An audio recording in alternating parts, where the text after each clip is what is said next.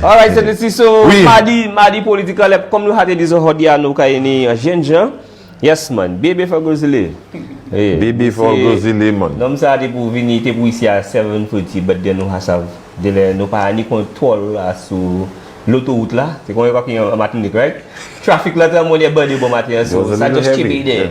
That's it, but he's there and we just gonna roll the ball.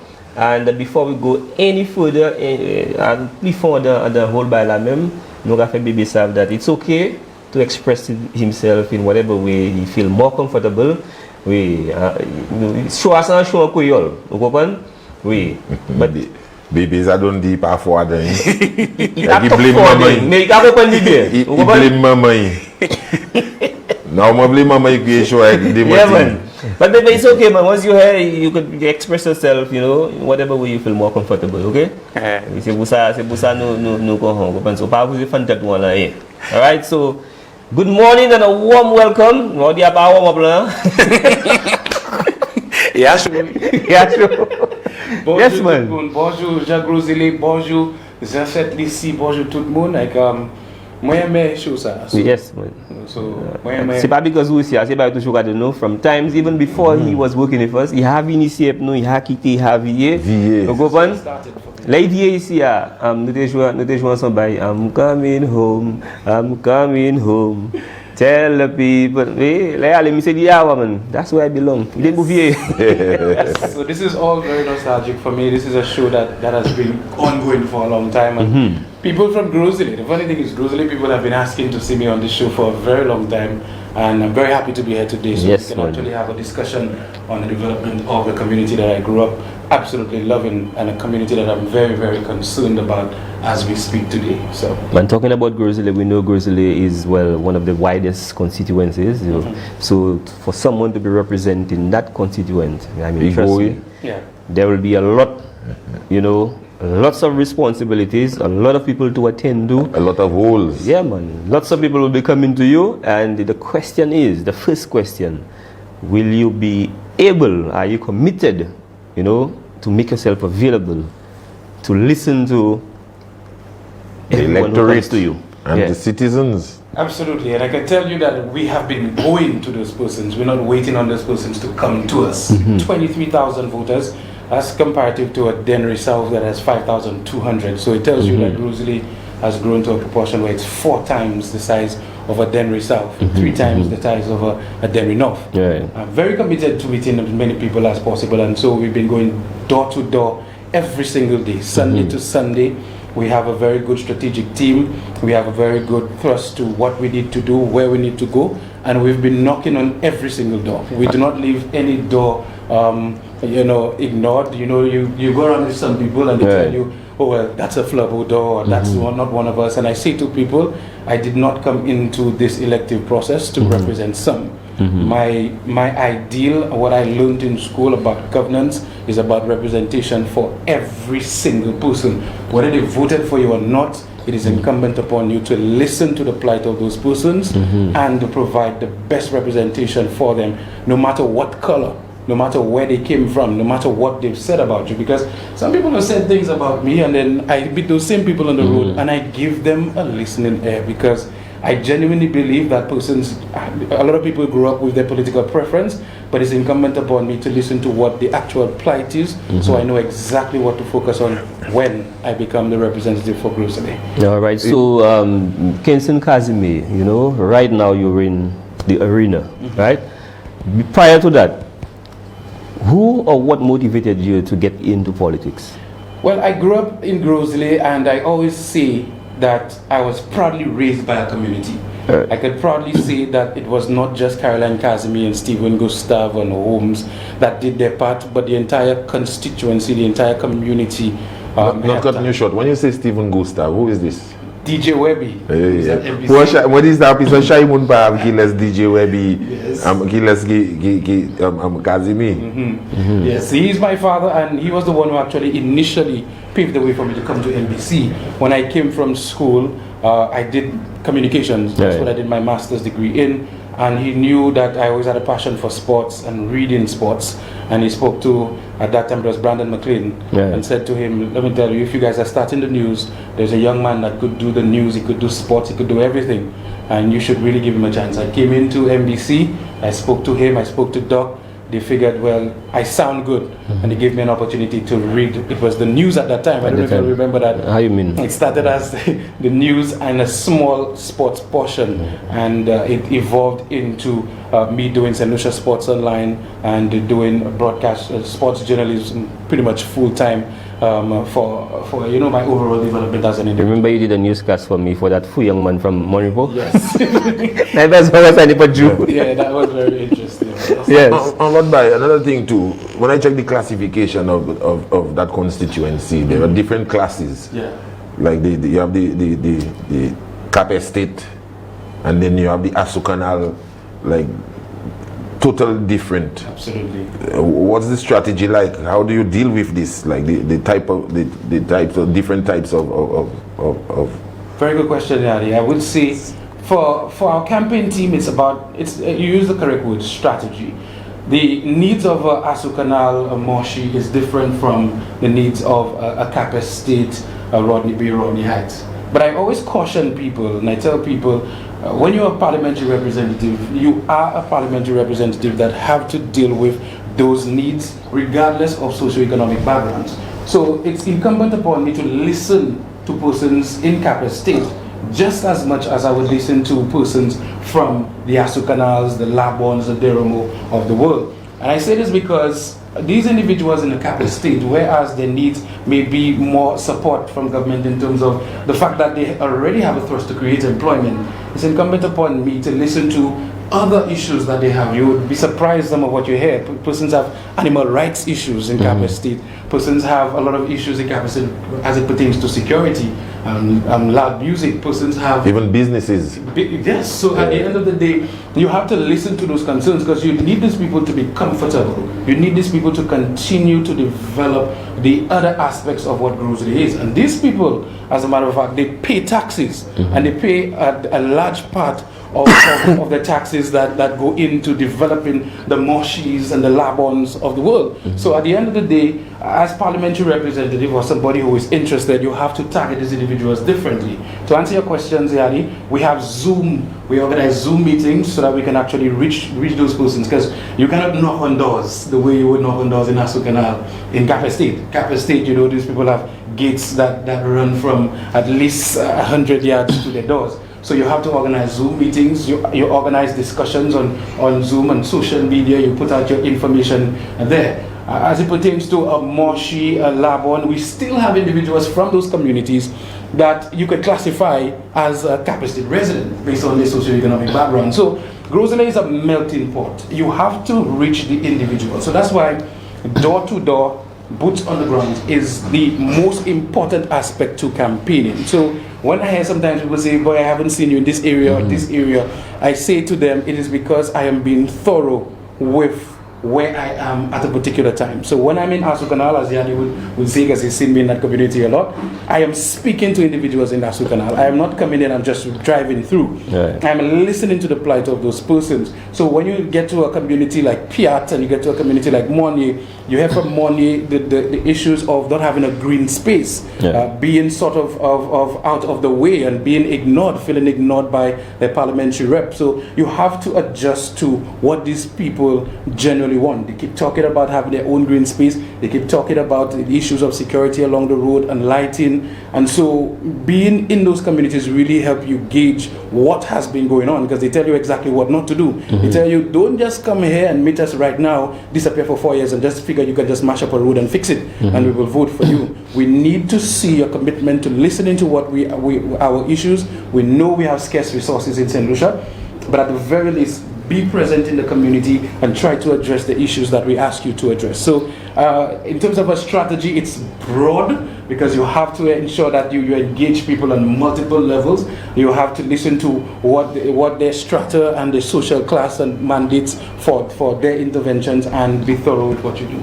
So as a young man in the political arena, with regards to the youth and some of the most pressing issues they would pose to you, What are some of those that you've taken into consideration? Youth unemployment. Youth unemployment is huge. And I would say in Grosley, it's really sad sometimes when you listen to some of the stories, given the resources that we have. Give us an example of one of those stories. Grosley is, I mean, once you get from Martinique and you come into St. Lucia, you encounter Grosley. Right. And you encounter Grosley through the water. So Grosley has a huge potential for blue economy and creating employment through our waters. I remember growing up, and I remember annually there was an event where hundreds of boats would travel from Martinique to St. Lucia, and it would be an event that is a race. And what would happen is... Was it Gourmet? I think it was... I don't remember the name, I don't remember the actual name, but... No, I don't think it was Gourmet, but I don't remember the name right now. I think it may have been Gourmet, but the point is, so many individuals would travel from Martinique to St. Lucia, and what you would have is a lot of employment created by the vendors. You would have the guest house and hotels filled. You would have a lot of activities going on during that time.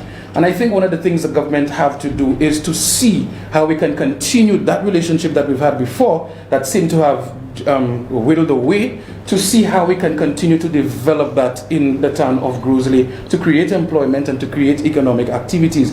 The other thing is we have that entire coastline, and we've been saying over and over again, just like what happens in Soufrière, we can set up buoys so that boats can actually dock on the shore. And what happens is, once you have multiple boats there, they pay a rental fee. That rental fee goes into the development of Grosley. Whether it's 25 US a night, whether it's 50 US a night, it goes back into the development of the constituency of Grosley. What that actually does as well is it allows the visitors, the persons on the boats to dock there and come into the town of Grosley and patronize all the shops, all the restaurants, all the mini-marts that we have in the community, and that would allow for the economy of Grosley to continue to develop. I've spoken about Aqua Action, I've spoken about some of the other things we can do on the seas, and can you imagine the seas right there? And most of what we have is fishing.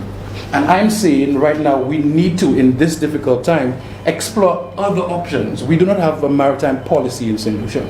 I would love to see a maritime policy that allows for persons that are into tours, that are into jet skiing, that are into, the activities on the water to benefit a little bit more than what we have right now. I would like to see, because we just erected a HRDC, which both governments contributed to developing. I would like to see at that HRDC in Grosley a program that deals with creating employment through the seas. So if at the end of the day you want to do a program in boat maintenance, sailing maintenance, if you want to learn how to be a captain, and the different avenues to using what is ours, the sea, to create employment, we need to delve into that. We used to have Mercury Beach, and I don't know if you remember Mercury Beach in St. Lucia when it was the actual original Mercury Beach. We used to have thousands and thousands of persons. Remember Aqua Action? Aqua Action as well.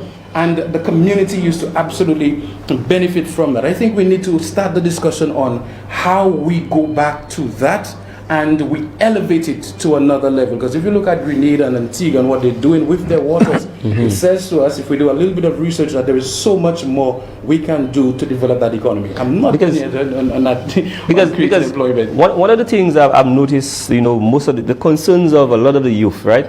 When they hear development, let's say for instance for a community, most of them get the idea is basically infrastructure, and not personal development, Absolutely. And I'm saying, what I would love to hear from, a lot of, politicians, people who aspire to be in politics, don't just focus on the development of maybe the community, like infrastructure wise, like the roads and stuff, but personal development, like for someone, where someone can make themselves marketable, where someone can develop a skill, you have invest in some technical schools, because if you're talking about, the youth moving forward, what may not work for you here in St. Lucia, as long as you acquire the skills, you could probably migrate to some other country, OECS, it could be wherever, because we have lots of people doing that, but as long as you have the skill, that's a plus for you. So Absolutely. what's there? I mean, So this is are you what- considering, stuff like that, Absolutely. I think with Grozile, I've always said that I'm data driven.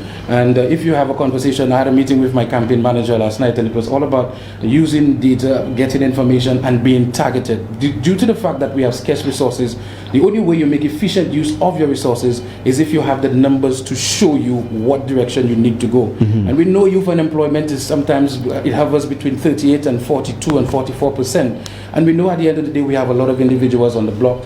The question has to be asked, who are these individuals on the block? Do we create, and I've had this discussion with the party, do we create a department specific to tackling that? Do we create the mechanism where we find out who are those 38 to 40%? What are their skills? What are the desired skills? What is the level of education or attainment? And how do we bring these individuals into the employment thrust? The party has mentioned the youth economy, where we are going to provide training, marketing skills, an entire budget for the youth of this nation so they can develop their talents, their technical skills into industry and their own personal development. Everybody have a talent and skill. We need to find out how we harness those talents, how we provide the training to ensure that these individuals become employed and they are off the blocks. And this is one of the things that I definitely want to focus on. All right, so with you for a commercial break, cette Lisi, nous avons fait la publicité, nous avons obtenu à tout à l'heure. Qui est là? Nous avons le programme là, Zafe, nous avons cette Lisi à soi, mardi political. Et nous là avec bébé Fagozile. À tout à l'heure, nous avons obtenu. All right, bienvenue encore à ce programme là, Zafe, nous avons cette Lisi, et bien sûr, nous là avec Kenson Casimir, plus meilleur connaître comme bébé Fagozile, and we're back at it again. Yes, absolutely. Baby, Mr. Kenson, now let's move to the elderly now. Yes, what's in there? What's your vision for the elderly? Well, you see, contrary to popular belief, I'm very passionate about the middle-aged, the elderly, and retirees. Right. Because persons say that you're young, so you only seem to talk about young people. Right. For me, it says that they only hear me when I speak about young people. I developed something in the community of Grozile years ago when I was social transformation officer called AllTap, and this is one of the passions that I want to ensure that I do when I get in. It's called the Adult Literacy and Technological Advancement Program.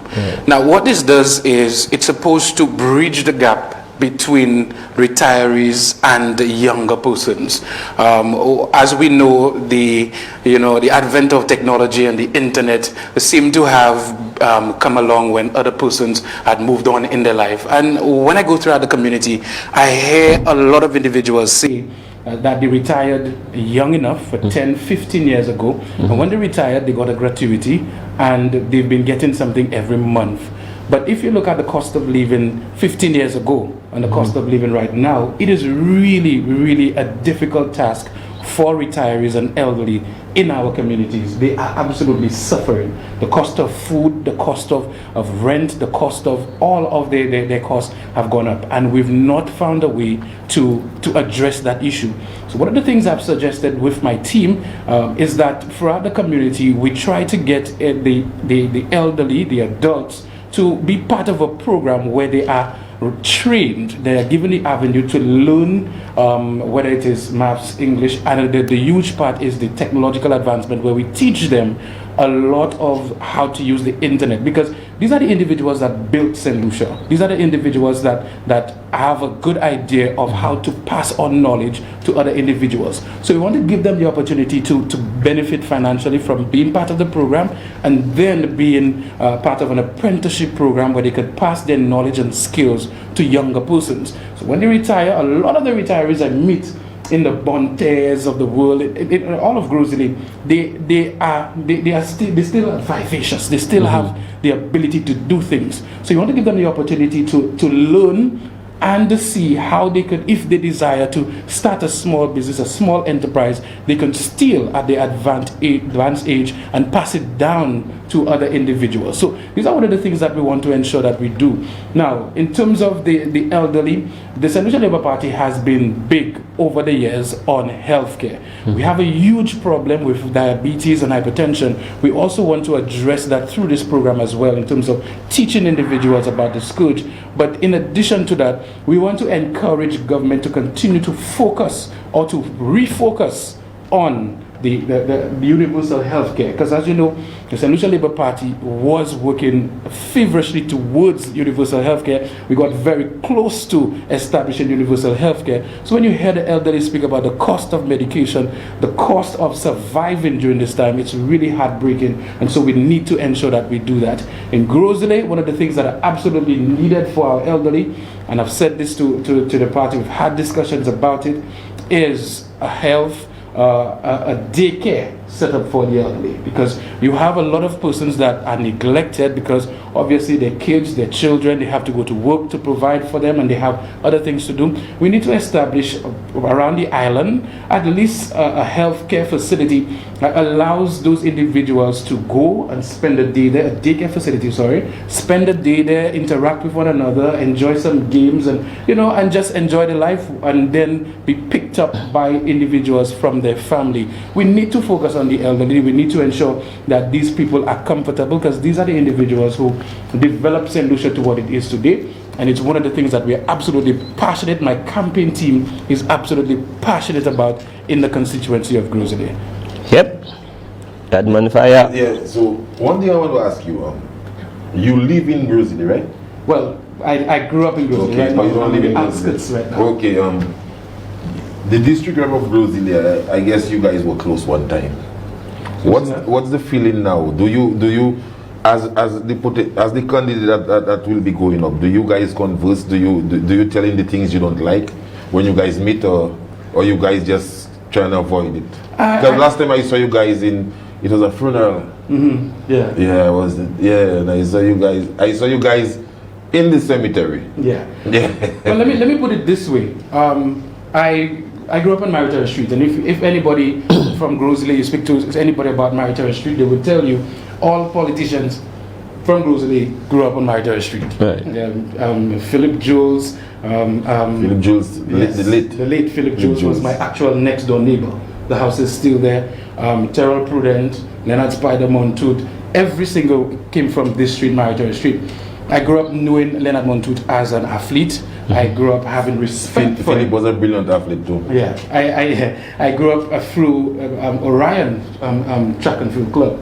First time I represented St. Lucia, I was actually part of that club that he was part of, and he was part of the establishment. And he's somebody that I have respect for. He's somebody that at the end of the day, if I see him, I'll greet him, I'll be cordial and that sort of thing. But I have fundamental differences with how I would approach development in Grosley. And I'll give you one. I've said to people before that I did not come into this thing to bash anybody, but I come to seek better for our people. I'll give you one. Right now, in this COVID time, if I was given the opportunity and I was parliamentary rep, and I was to award a $50 million contract through a design finance construct a bill, if I was able to do that, I would not at this time do the 4-lane from Rodney B. If I was given that opportunity, and I would not use that money, using it that way to do a road. Because at the end of the day, I think there are better ways to stimulate Grosley's economy. And one of the things I've said is, if you're talking about creating employment, then housing at this time would have been a better option. If you're going to take $50 million and just say to somebody that come with the design, finance it and construct it, I would say, let's do a low-income housing program in Grosley. Grosley has had the highest amount of persons moving into the constituency.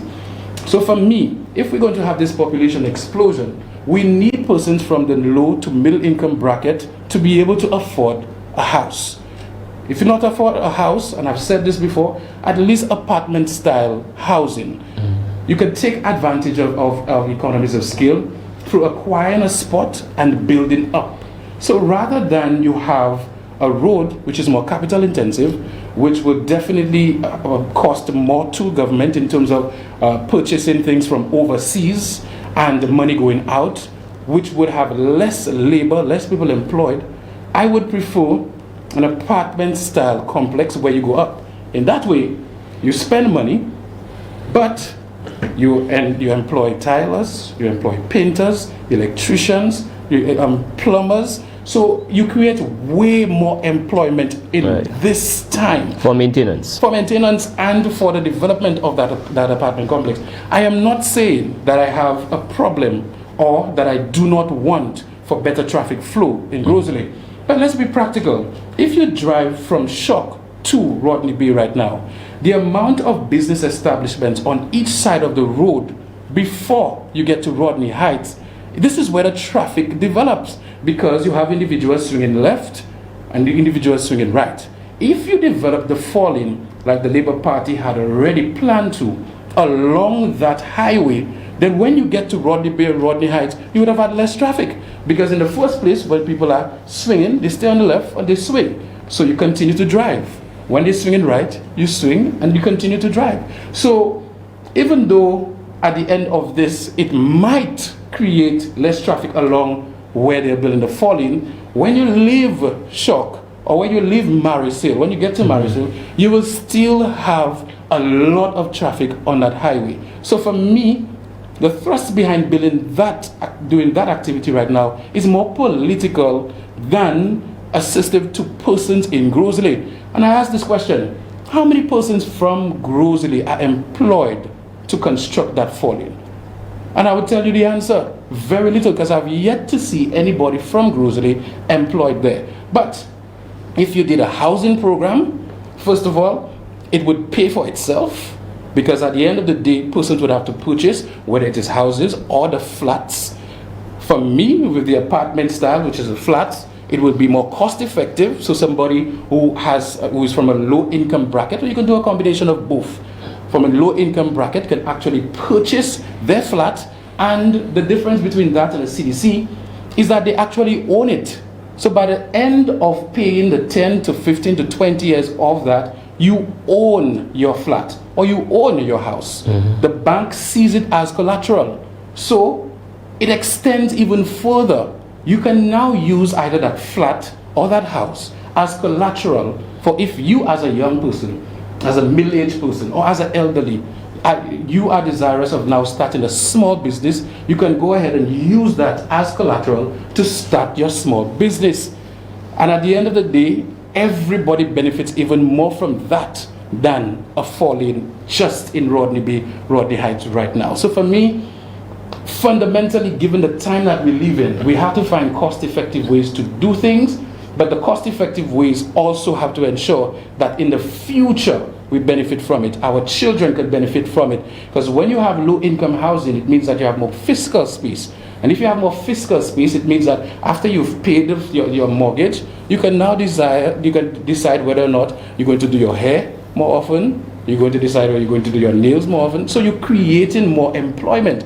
You decide whether you're going to have a steak, whether you're going to go to a bar a little bit more, and you stimulate the economy better doing it that way. So for me, it is ill-advised for us to have gone that way.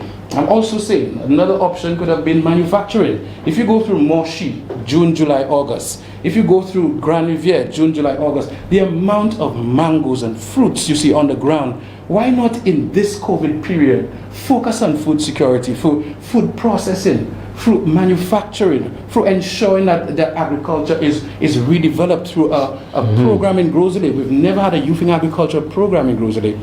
Perhaps we should have been looking at establishing that right now. We've never had we've had a Grosley Farmers Association, but we should be focusing on re-establishing that. In places like Labon, people tell you they wish they could have a dock for the fishers in that community to actually get the fish and process it in that Labon, area. There's a Dauphin on the other side. Okay. Yeah, there's beachfront. And at the end of the day, persons are talking about why not establish those things right now so that persons can benefit more from what is happening. And given the fact that we are going through a COVID crisis, we need to focus on those things in terms of healthcare. We need to have that second test. We need to be testing while we're in St. Lucia. We have a respiratory clinic in Grosley. We have a population of over 40,000 people, yet still Grosley has a polyclinic. Shouldn't we focus on construction and ensuring that we provide employment through construction and expanding the Grosley polyclinic? Couldn't we have decided that this money could have been better used for those young fellas on the block in Grosley, in Moshi, in Labon, in Riviera, in Corinth, to actually get a job, to expand our polyclinic and ensure that our healthcare facilities are up to par? given the demographics, because you already mentioned that of Grosley, shouldn't we have better than just a polyclinic right now? Couldn't we have invested in that and then look at a fall-in later on? I'm just saying there were a number of things that happened. The part where you spoke about the bottleneck, you're saying from where they develop in the fall-in, and when you get back to what is Marisil, it will reduce back to a bottleneck? Well, I'm saying, if you, okay, let's just say you live in Castries and you head into Grosley. When you get to the fall-in up by Windham Morgan Bay, Right. after you get to Marisil, there are at least 28 junctions Right. where inherently you are going to get traffic because persons are trying to get off the road or people are trying to get onto the road, right. So at the end of the day, if we are talking about alleviating traffic on Castries-Grosley Highway, it would have been more prudent for us to have considered whether or not we have the fall-in established along that path, so persons could get off and come on the road easier and the traffic can get a little quicker. Right. I'm just saying, and here's the facts. Here are the facts. The Central Labour Party had already secured a loan to ensure that the entire shock to Rodney B fall-in was established. The Central Labour Party had already established ensuring that the feeder roads were constructed. So at the end of the day, you have the option of passing on better roads through the back of Grosley as options. The Central Labour Party had already established that. What the United Workers' Party did not like was the fact that with that established contract, you could not award directly. You could not ensure that somebody gets a direct award. You had to tender. And that is the way of the Central Labour Party. If you want to construct anything under the Central Labour Party, you have to tender, unless it's an emergency, unless it's something to do with a hurricane, then you give a direct award.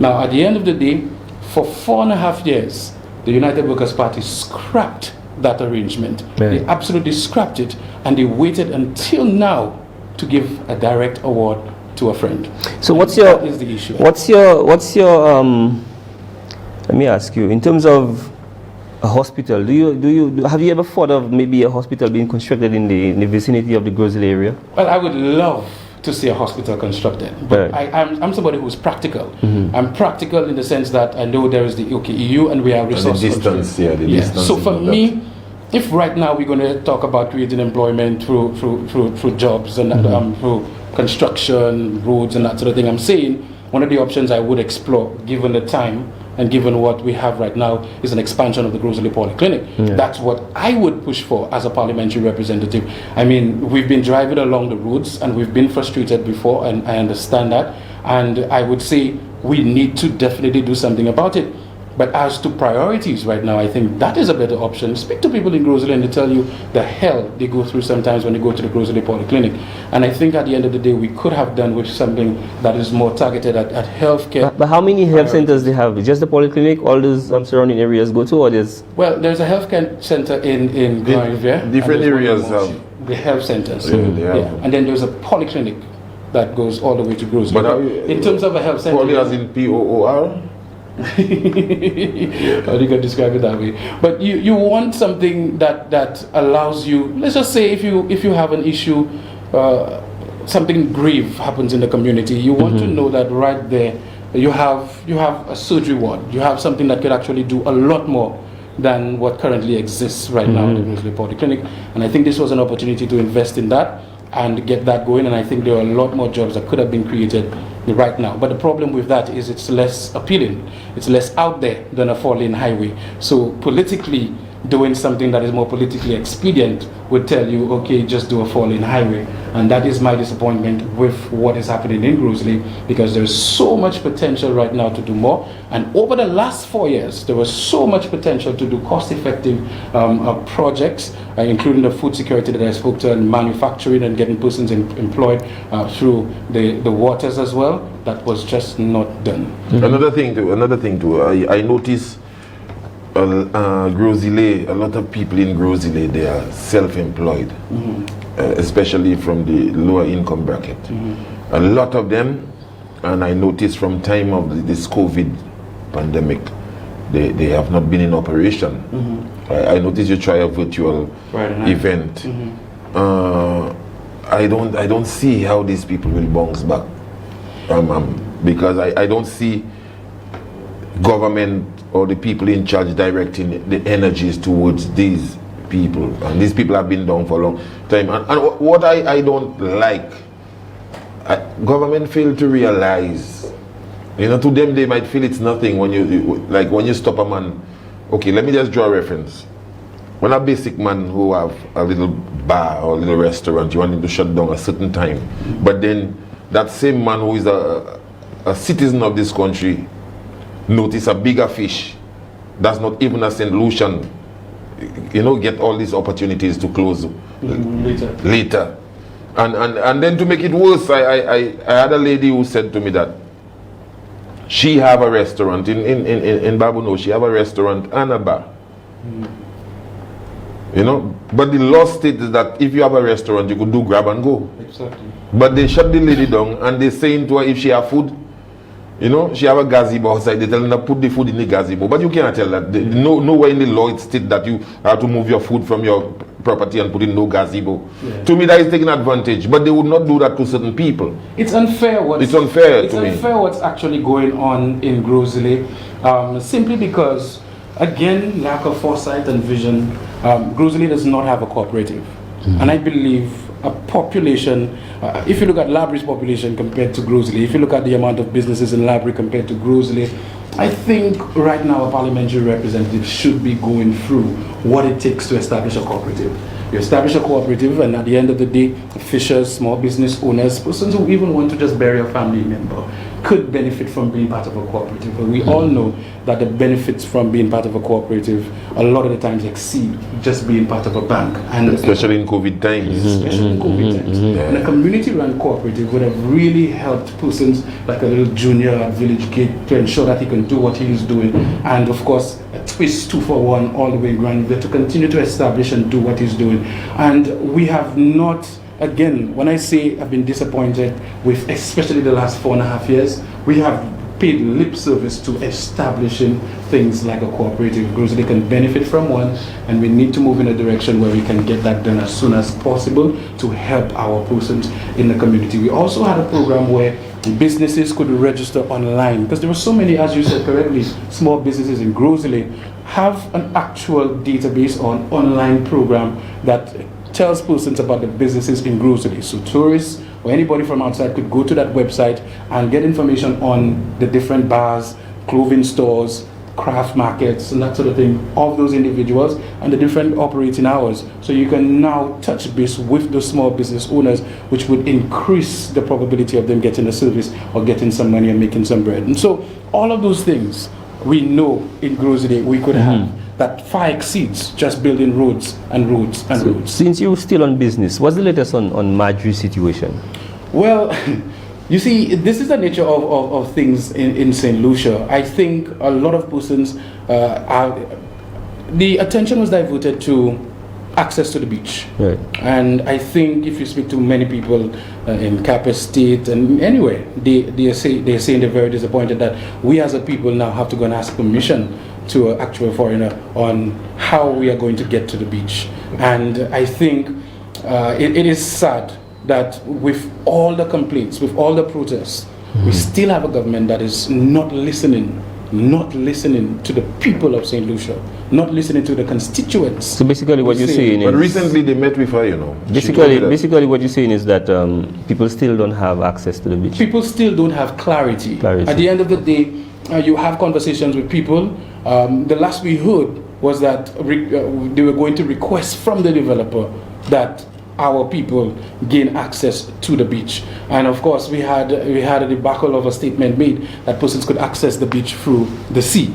Again, access the beach through the sea? Yeah, and if you speak to the fishermen in Grosley, they'll tell you parrot fish is predominantly on that side of the island of Grosley, and they're very concerned that with construction and that sort of thing going on there, that this might prevent them from getting the actual the maritime harvest that they're looking for. And so again, it just seems like well, we hear let the jackasses bray, a lot of noise is being made, but the noise is ignored and things happen business as usual. I've not spoken to Marjorie in a while.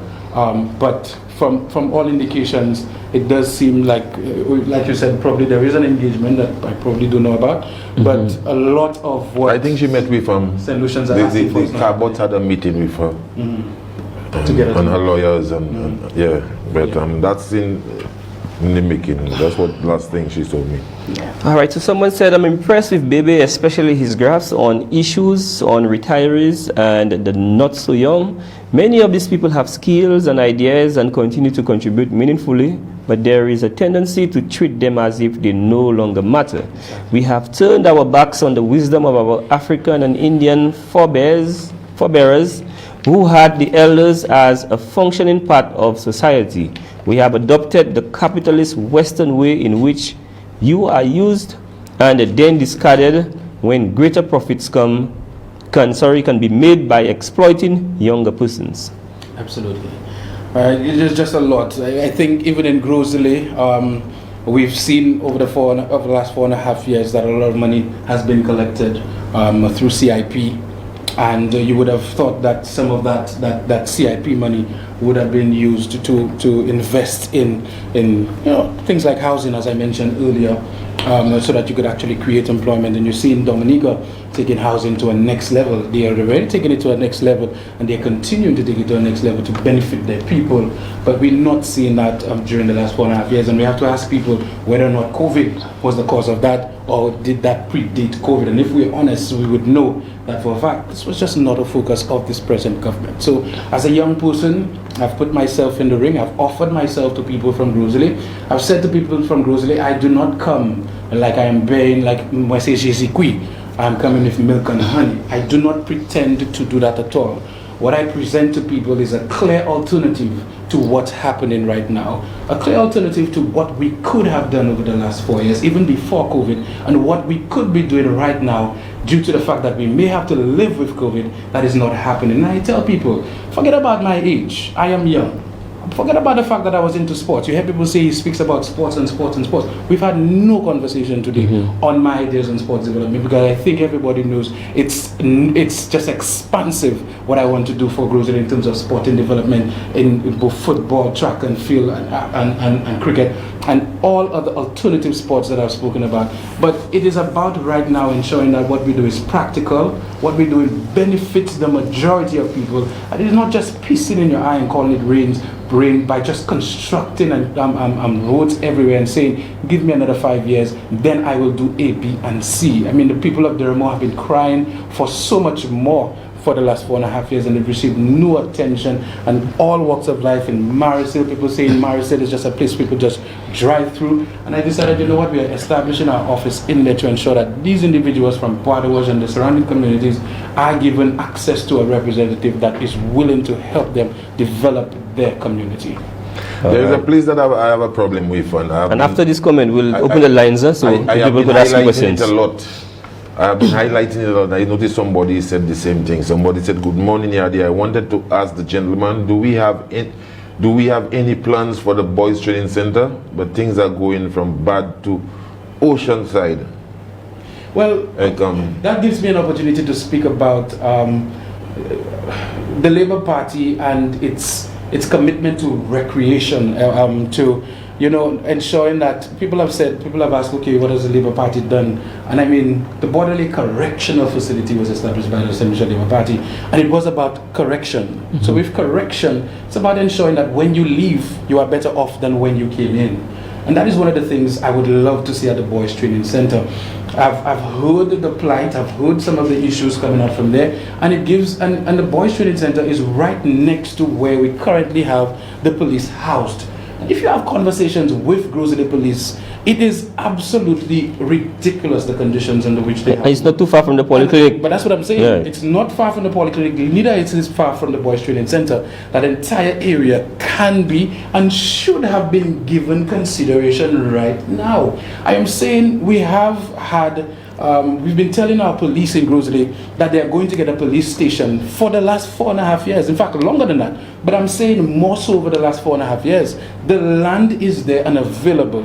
We could have now put our young people to work in constructing and reconstructing the police station and the Boys Training Center to make it more palpable and more convenient for persons to do rehabilitation and corrections. But again, this is not the focus of the current parliamentary representative. The focus is building roads. So at the end of the day, when you're driving it, even if you are hungry, even if you're driving to a house that you do not know if they've cut the electricity, even if you're driving to a house where there's no more water available, we are going to build roads in this time when people are unemployed. Rather than seeing, right now we have a need to upgrade the Boys Training Center, a need to provide a proper place for the police. These are the people that are providing security for Grozile. And yet still you would have conversations with them and they would say, the government does not listen to their plight.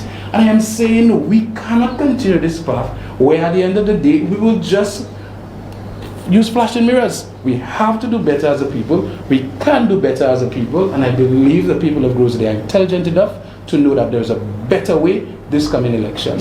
So the Bossman Council is health show today, so we're going to give you half hour. Okay. Thank you so much. Okay, this person say, Mr. Casimir, currently there is no ICT center in Grand Riviere.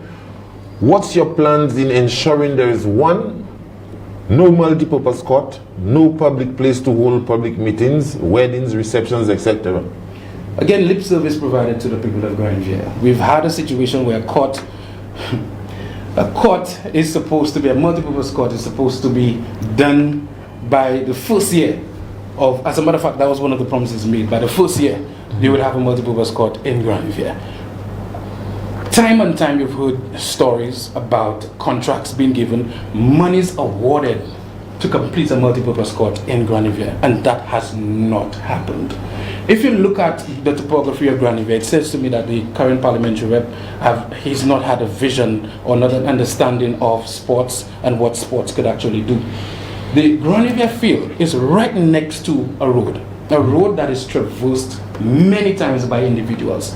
If you are thinking, if you have a vision for the community, you would first and foremost figure out how does the field provide for itself. It's along a highway.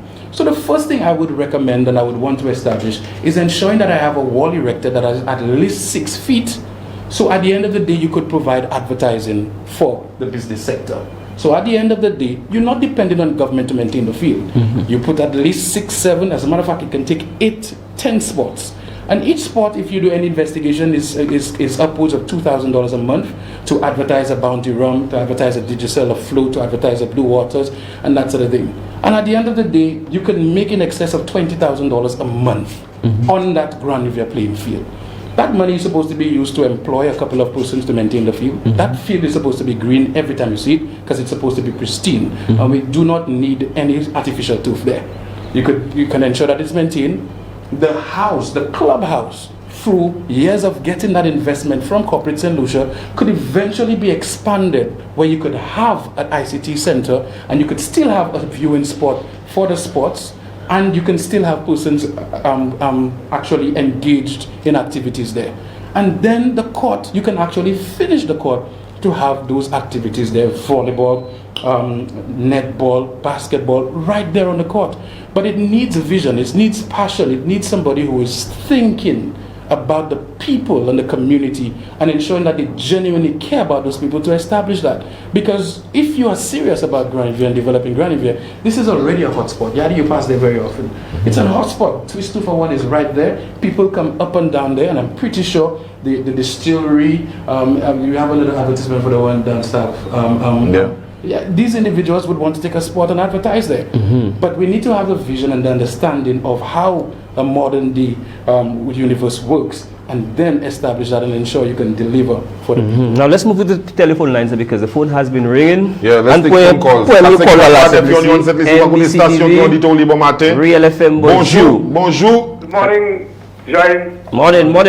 Morning, Yadi. Morning, bonjour. Good morning to Mr. Kenson Casimir. Morning.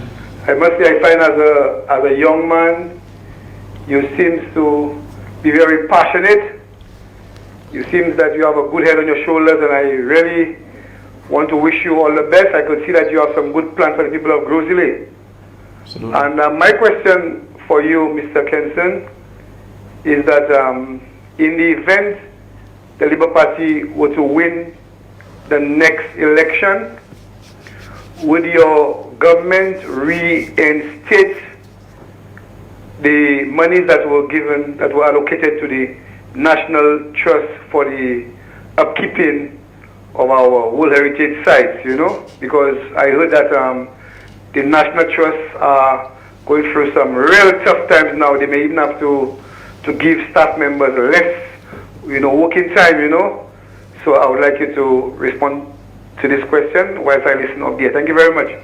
No problem. What I can tell you, caller, is the St. Lucia Labour Party, I could gladly say, is very ultra sensitive to the cause of the National Trust. It is a party that is very, very serious about our patrimony. It's a party that I constantly said, and I said on platform, is organic.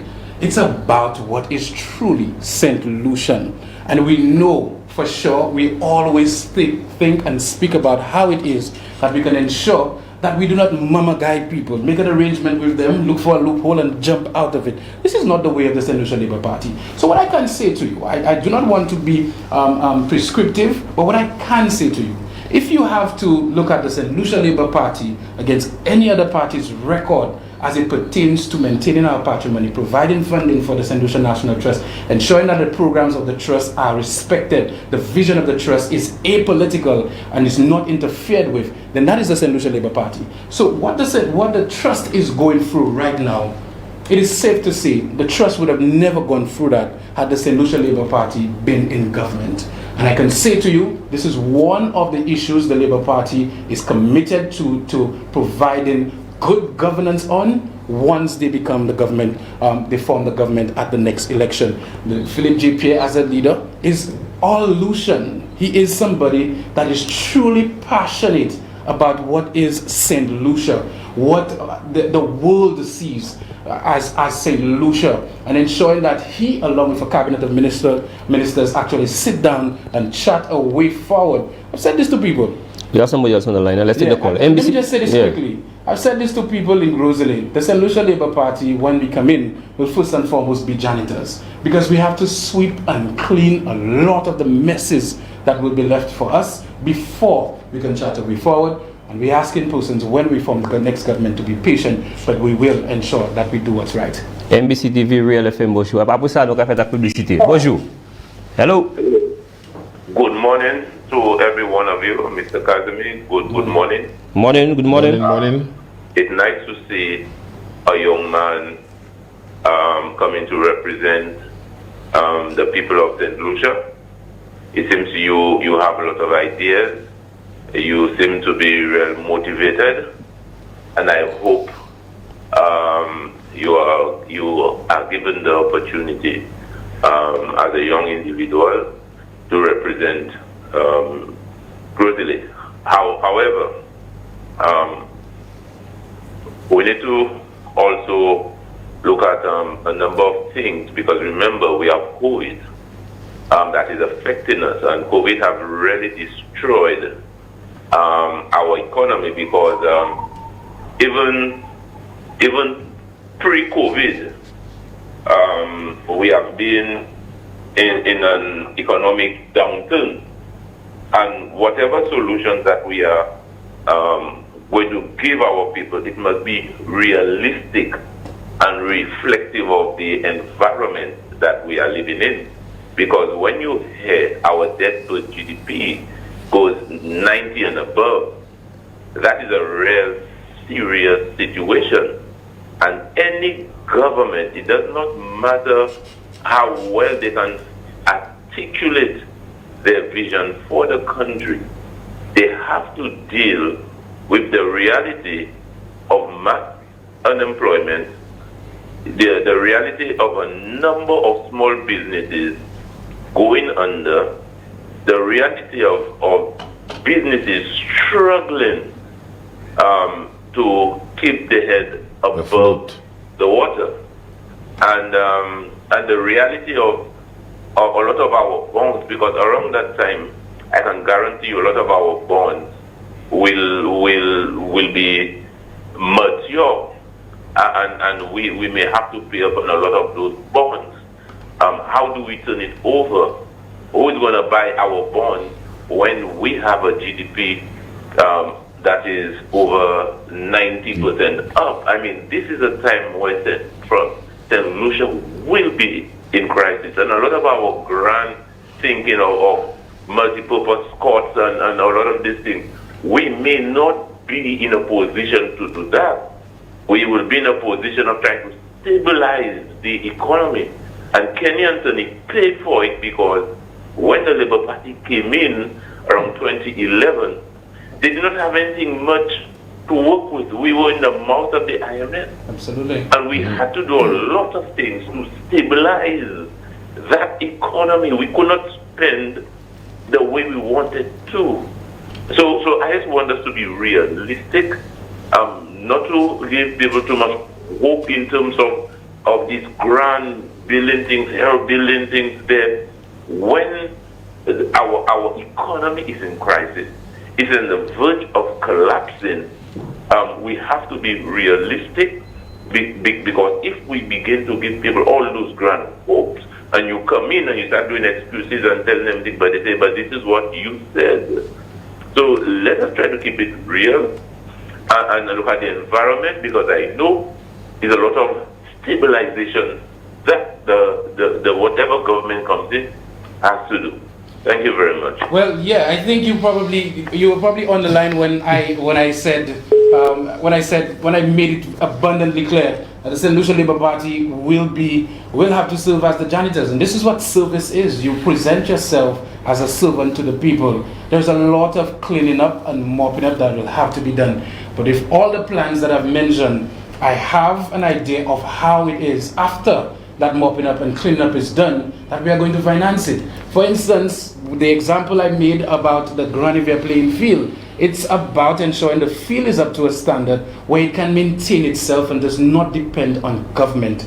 For example, the housing program that I spoke about, it's exactly from what we have right now. After we've stabilized, we've seen CIP money coming in, and we should be using that money once we get to that level of comfort to provide employment through housing. Every single thing I've spoken about is feasible, it's practical, and it provides an option. And when I spoke about the establishment and the building of the Boys Training Center and of the polyclinic and of the police station, I spoke about the fact that we took $50 million right now to do a fall-in. And I'm saying, whereas I don't have an issue with a fall-in and it's needed, juxtapose that to what other things we could have done with that very same money. I'm saying, as a young person, using the technological age, using what we have and is true and available to us, we have options on how it is that we can move forward. And I believe the options that is presented by the St. Lucia Labour Party is far more practical than telling people they will get ching-ching in their pocket, they will not need visa, and telling people that they will remove VAT, bring VAT to absolutely zero. We are a party that is practical, and we do not believe in mamagaying people, and we will find a way, if St. Lucians give us the opportunity and provide the patience, to ensure that we get back to as close as possible to normal as we can. All right, so we do for commercial. Oui, c'est des gens qui payent bills. Donc, on va retourner à tout à l'heure. Tout à l'heure, oui. Oui, c'est Lisi, bienvenue encore. Zafe, nous, c'est Lisi, quoi, des stations qui ont dit tout libre matin. Bon, moun sa dit, this guy is smart and a joy to listen to. So big up, hein. Ok. On peut appeler ça, c'est Lisi. Bonjour. Bonjour. Bonjour. Hello, good morning. Good morning. Jai. Oui. Good morning to you and Jaim and also your guest Kenson. Kenson, what's up? Good morning. Morning, sir.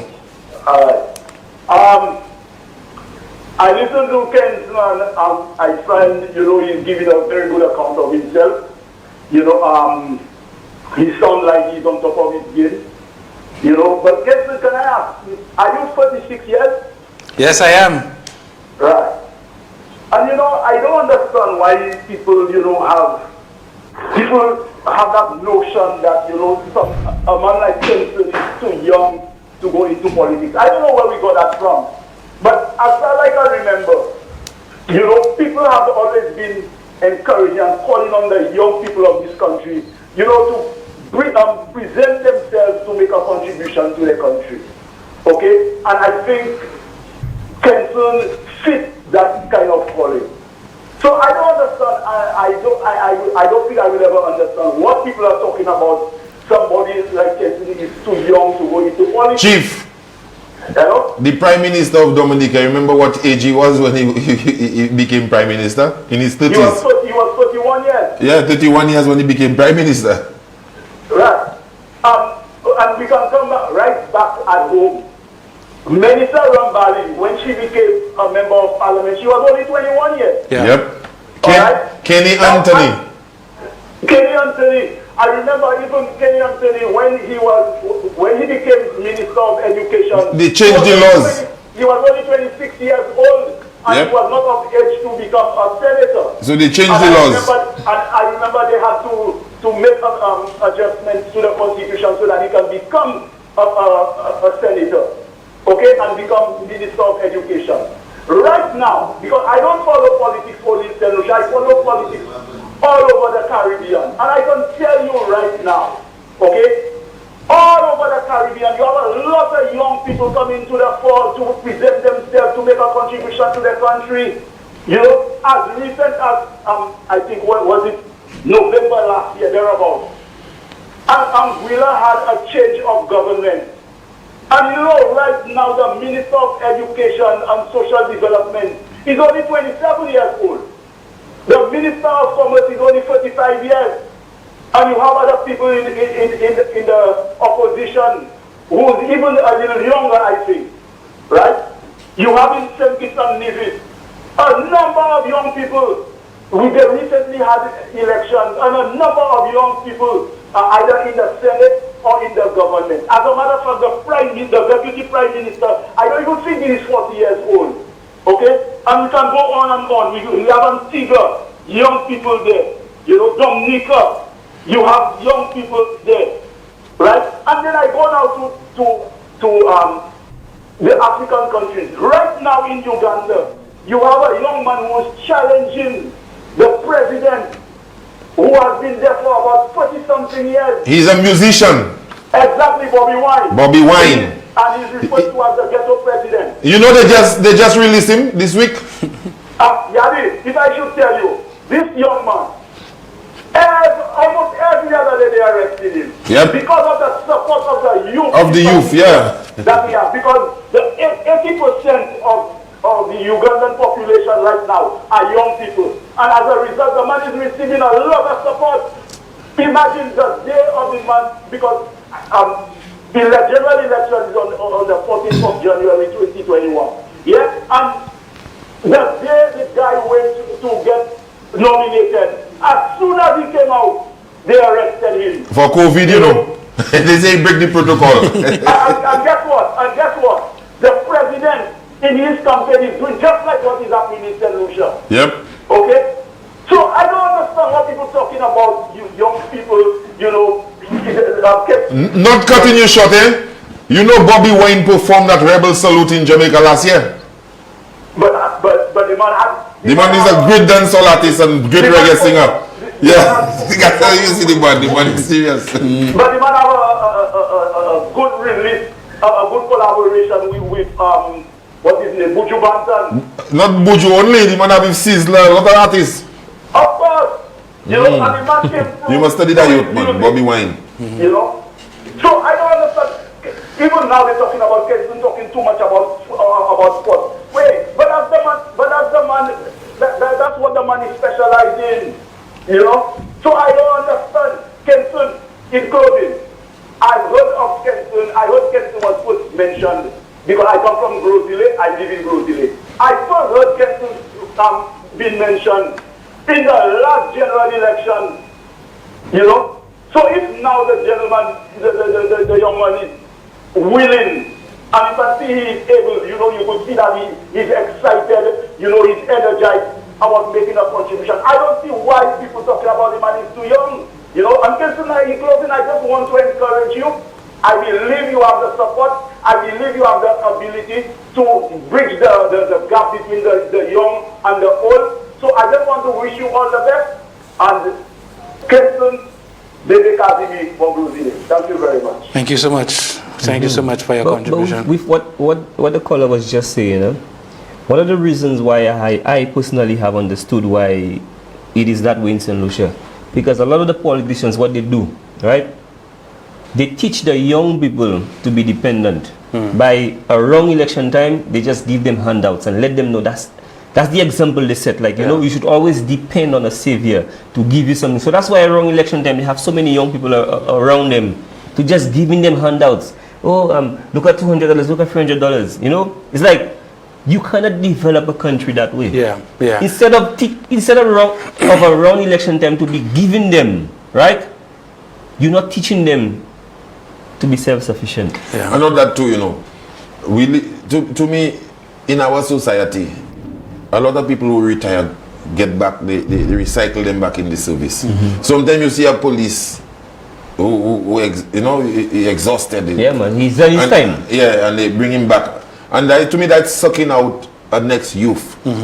You know, I have nothing wrong in somebody getting employed, but to me, you have your journey. You retire. You retire as a nurse or a police. Why bring you back?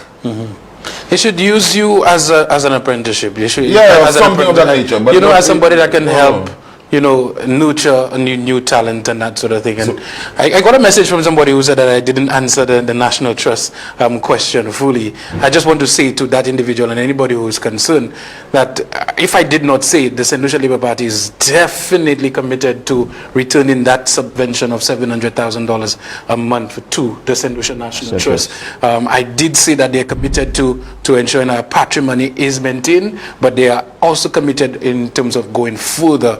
The point I was making is the St. Lucia Labour Party is in constant dialogue with the trust and with individuals who know about the operations of the St. Lucia National Trust, and they are committed to ensuring that this very critical organization in St. Lucia is restored to where they need to be restored. So the concerns about the St. Lucia National Trust, rest assured, the St. Lucia Labour Party is committed. So all these individuals in Cap and Bonte, Rodney Heights, in fact, we have some individuals who are part of the trust from Labon who are looking closely at what's happening. I can say to you individuals that yes, the subvention of that $700,000 a year, the St. Lucia Labour Party is committed to it and going even further in assisting the St. Lucia National Trust. Someone is saying, morning everyone, as a Grosile resident, I am gaining more confidence in Mr. Casimir. Not being familiar with him before, I would encourage him and the other SLP candidates to make the rounds of more shows to get the message out. People want to hear their specific plans, not the usual rhetoric. Also, after having lived in Granville for over 25 years, not one candidate from either party has done house to house along the Monnier Road. Not good enough. Well, I can give myself a pat on the back because we are doing house to house in Monnier. We've started weeks ago, and we've been doing Saturdays. We've gone through Lower Monnier and certain areas, but there are so many houses in Monnier. I'm not sure if that individual is saying that I've not been there, but I can definitely say that our team, we've been going through Granville and we've been thorough in terms of ensuring we listen to individuals when we get to their houses. We're not trying to just jump in and run. We're listening to the people. Okay. I know how canvassing is done. I know you have your strategy in place. You have your team.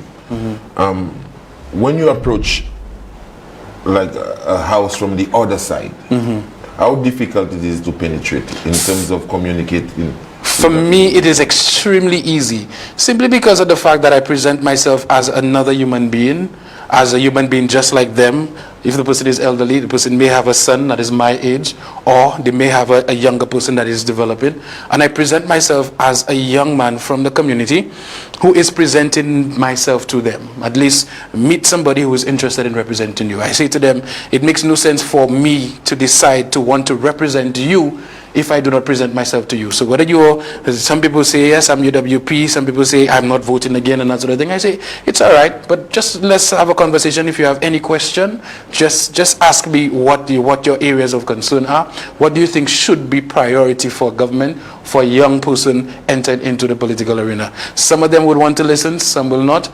And I'm extremely cordial. I smile, that's just my personality. And then if I need to move on quickly, I move on quickly. What's the most frequent question you get from most of them? The most frequent question I get is whether or not you're going to disappear and come back after 4.5 years and just build roads. And that's the Hands norm. down. Hands down. They just ask me, I mean, you'll come here. And what's your honest response to that? My honest response to that is my personality and who I am as a genuine Joe Grosley, and the team that I have around me will never allow me to do that. And I say to people, I do not have the luxury as a young person of disappearing and coming back after 4.5 years. I've left my job as a civil servant for the last 10 years, a job that I could have comfortably had for the rest of my life. I did not come into this process for me to mama guy people, get in, disappear, and then for them to vote me out. The fact of the matter is, young people will not vote for me again if I do that. It's recorded. It's somewhere right now. I've told all of them that, so yes. You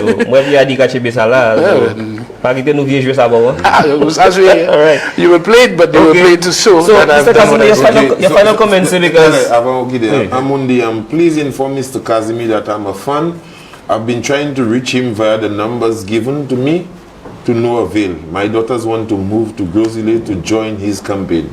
Wow. Okay. Well, I'll have to find out from the campaign team. We have 2 numbers on our flyers that we leave with people. A lot of the times we get a backlog because we get a lot of calls. Yeah. But my team, they've been good at returning calls. They've been good at ensuring that they follow up with persons. But I will definitely find out from this person, I guess, when we get off set, who that individual is and reach out to that person, because that is what we are about. Okay, brother, for final comments now. Well, thank you guys so much for bringing me onto your show. I think, well, I had a lot of fun. I think the questions were good. I have a clear vision for what I want Grosley to be, and I present myself to people as somebody who is not coming to just make promises, but somebody who has a vision and genuinely wants to work with the community to establish some of mine and what they think should be done right now. And I want the opportunity to do that for our people and ensure that we can move Grosley in a better direction where persons from all walks of life can live a better life. Thank you so much. Just one more question for you. As a politician, do you think that questions should be scripted before interviewing you? Absolutely not. I like the fact that questions could have just come out from anywhere. Just fire. Yeah, just fire, because you should be prepared. If you want to represent the people, you should have an idea of what's needed to represent them properly. All right. Well, so this is Laoni, we are Kenson, baby, Chemi Wed, Ulasav. Family. We know